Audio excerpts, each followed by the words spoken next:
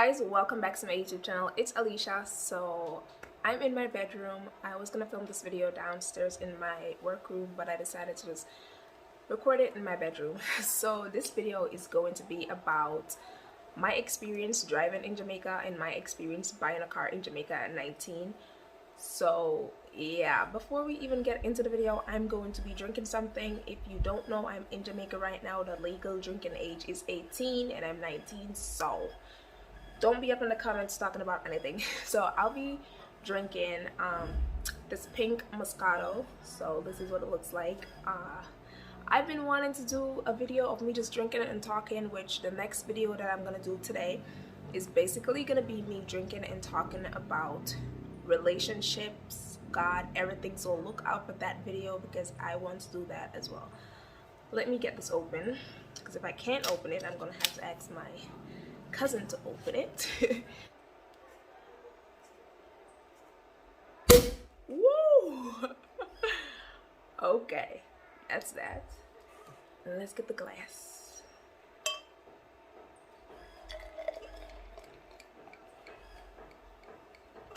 Okay, we're gonna start off slow with a little bit of it. Let's jump right into this video. I have my notes here, so if you see me looking down at any moment, I'm just looking at my notebook so I can make sure of what I'm talking about. Alright, so we're gonna start off with buying a car in Jamaica. First of all, for me, I knew that I couldn't go to the bank and get a loan to even get a car because I don't even have a bank account in Jamaica, so I knew that I couldn't do that. So I knew that I had to have all the money for the car cash. Now, I also knew that I wanted a second-hand car because with Jamaican potholes, with my age, insurance, everything, it would have been better if I got a second-hand car. Everything would have been cheaper in my small head. I didn't know that I wanted like a hybrid car or anything. I knew that I wanted a small car, a second-hand car, and something in the budget, like lower than, I wanted the overall cost to be lower than 1.5 mil. So I started looking at cars a couple months prior. So basically I started looking at cars in 2019. I've always been looking at cars because honestly, when I come to Jamaica, before this whole COVID thing and everything shifting, when I come to Jamaica, when I'm going out, I always have to pay people to take me out. If I'm going to Kingston, I have to pay $5,000 and that's the minimum. So I always have to pay people to take me out. It could be the simplest places, Kingston, Spanish Town, the grocery store, anywhere. I have to pay someone to take me, wait on me so I can do my business because I don't like taking taxis. I have a fear of taxis. I don't want to be in no taxi by myself. I don't want to walk in the town by myself if I don't have to. So I always pay people to take me out. I just feel like that was easier for me. Anyways, it was had enough. Like, it was getting to the point where it was too much money. Like, I would stay home because if I paid you to take me out, I wouldn't have money to like do everything that I wanted to do. So I would just stay home. So I started looking on cars. I looked at jacars.net. I looked at Facebook Marketplace. I looked at all the car dealership website that I could get on. I didn't know exactly what type of car I wanted. I knew that I wanted it to be small, but I didn't know what type of brand car. I also know that I did not want a Toyota Fielder. I don't like the back of those cars. So I knew I didn't want that. I knew I wanted something hatchback, something, you know, girly. So I thought. So I knew I wanted something girly, something cute and all of that. So at first, I started looking on the Nissan Jukes. So those were my go-to cars until I saw the price.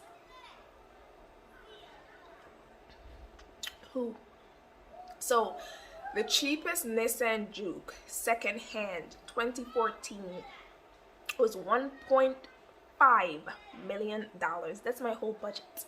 That was my whole budget. I wasn't about to buy that car. Hell no. So we're gonna fast forward to, I came to Jamaica.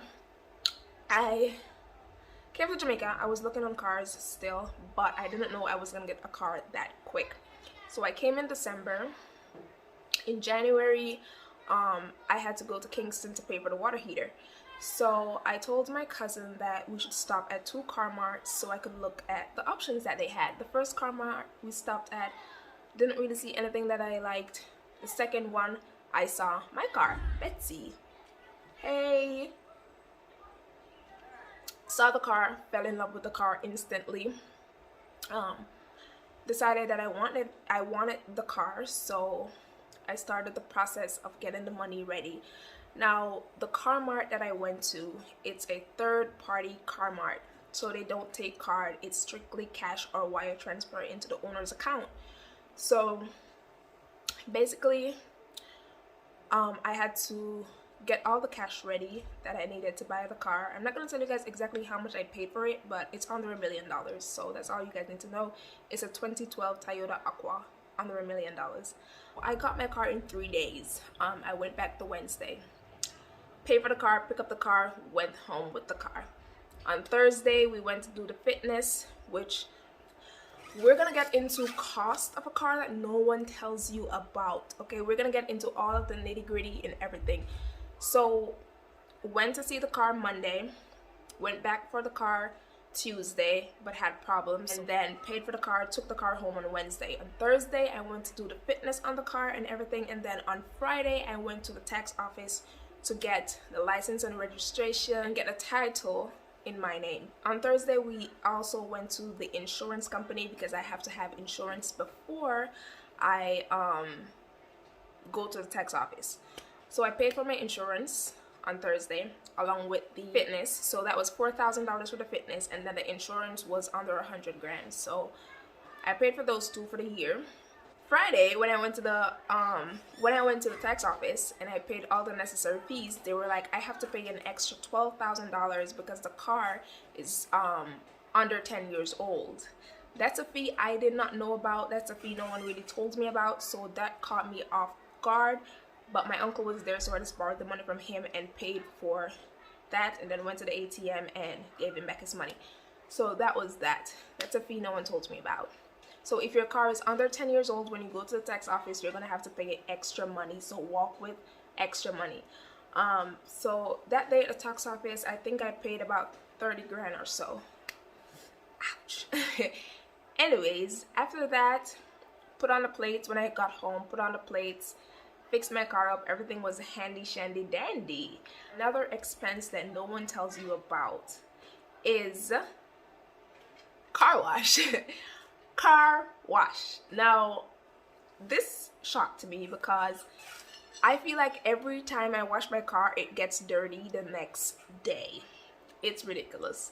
The dust and everything, like inside, outside, everything is dirty. Like, it takes $600, 600 Jamaican dollars to wash my car each time I go to the car wash. So if I go to the car wash twice per week, that's $1,200 a week. And that's an expense no one told me about. I wasn't thinking about car wash because in Michigan, my car there only gets washed like twice per year because it's always clean on the outside. It mostly gets washed in one time in the winter and one time in the summer, baby. And I clean out the inside and everything is dandy shandy. But here, no. With the dust and everything, it's hard to keep up with car wash. Okay, it's hard. It's a given. Everyone should know that obviously you can't run a car off water, so you need gas.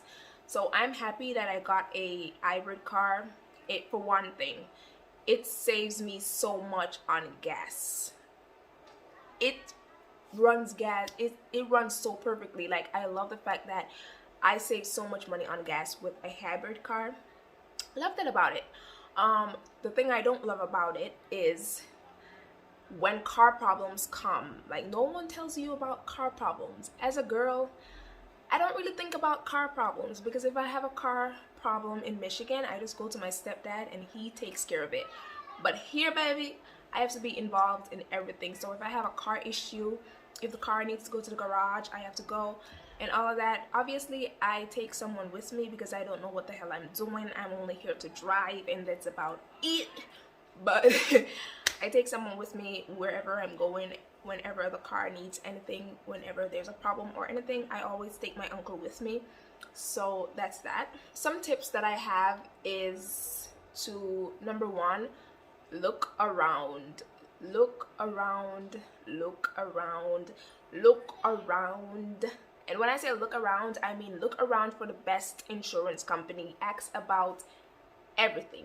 Ask every question. Ask about everything to everyone. Like, ask people who use that insurance company to tell you about the pros and cons of the insurance company. What happens when you get in an accident? What happens when this happened, that happened? Ask about everything. Also, look around for car. Don't go to the first car mart and say, okay, I want that. Look around everywhere. You might go somewhere else and the price is cheaper. So look around. Always take someone with you, especially if you don't understand about car. Also, always take a mechanic with you. Always take someone who understands car, understand what to look for, what is a scam and what is not. If you're a woman, don't go alone unless you know everything about cars, because these people will scam you.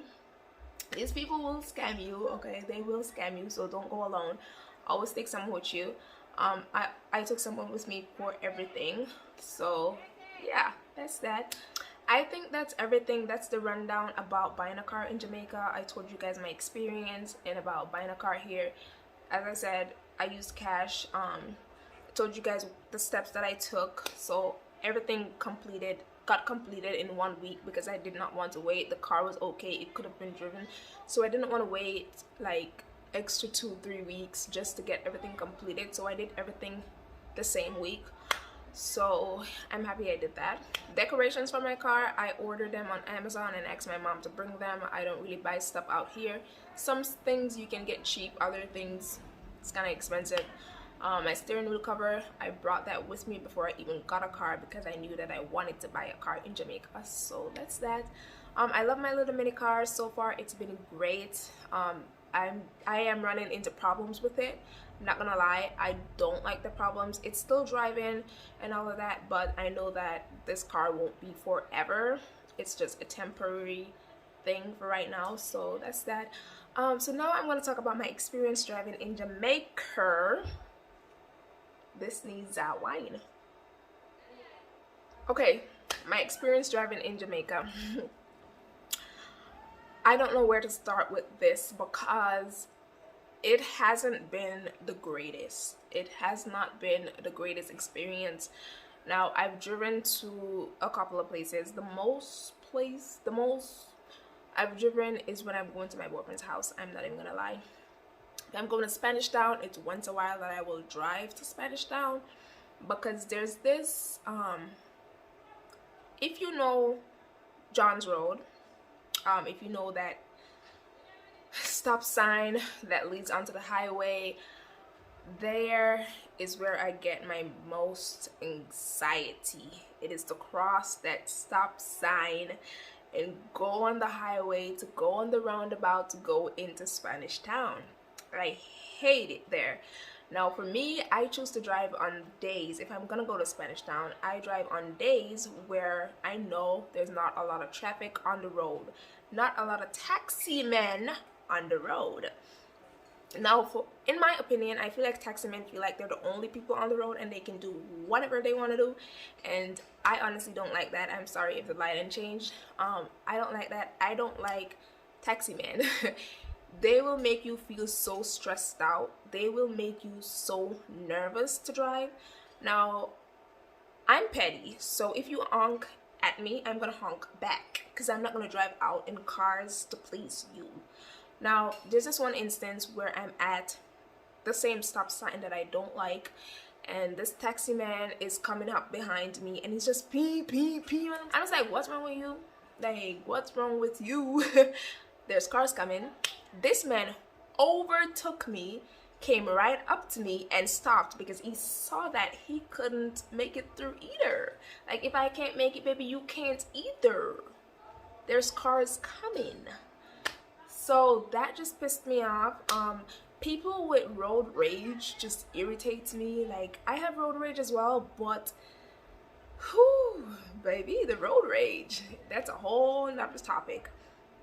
Also, I did not notice how crazy pedestrians are until I started driving. Like, they will literally walk out in the road and not look. Excuse me. So for me, I don't cross the road when I'm a pedestrian. I don't cross the road until me and the driver eye contact. We have to make eye contact for me to cross the road. These people, they will walk out in the road, and if you don't stop or take too long to stop, they will cuss you out. And I'm petty, so I'm gonna cuss you back, because why are you in the road? Okay? Another thing that gives me anxiety is when people drive me. So if I'm in the car and my boyfriend is driving me, that gives me major anxiety because I'm not used to you driving me around. And I prefer when he drives because he takes more risk than I would do. Like, he would push out in traffic and make his way onto the intersection and all of that and all of that. I won't. I will wait until everything's clear, which is the better option, honestly. But anyways, I prefer when he drives, but I also don't like when he drives me. I get anxiety. Like, the simplest thing he does makes my anxiety goes through the roof, and he doesn't understand that. So he just thinks I'm complaining all the time, but honestly, it's just my anxiety kicking my ass when someone is driving me. I can't sleep when people's driving me. Like, I'm not even gonna get into that because I might cry. But driving in Jamaica hasn't been the best. I have really bad anxiety. I do good when I drive. I like to drive on roads where maybe only a few cars will pass. So when I'm driving to church, I take the road that no one really takes. So only a few cars will take that road. I don't take the busy road. Obviously I still have to go onto the busy road, but for the most part I'm on that simple road going up, if you understand what I'm saying. Also, I like to drive on the days where there's not a lot of people, and I don't like driving at night. I haven't liked that since I was learning to drive because the lights literally will blind me, so I don't like that. But yeah, I hope I made sense in this video. I really hope I was saying some stuff that makes sense. I hope you guys can pick out what I'm saying and understand what I'm saying. And if you choose to buy a car in Jamaica, I hope you think about your decision and think about your choices and really look into what you're doing. Do your research, and think about not only buying the car, but think about where you're gonna leave the car when you go back. If you don't live in Jamaica, think about where you're gonna leave the car when you have to go, and all of that. Think about the insurance, think about the caretaker, think about other things besides driving. So it definitely is cheaper for me right now since I have a car. I see the benefit of the car. I can just go in to my car and go where I want to go. I don't have to call someone or depend on someone to take me places, so I really love that. So yeah, I'm gonna stop talking because I have another video to film. So I'll see you guys in my next video. I hope you guys enjoyed this video. Please give it a big thumbs up, comment, and don't forget to subscribe, and I'll see you guys. Peace.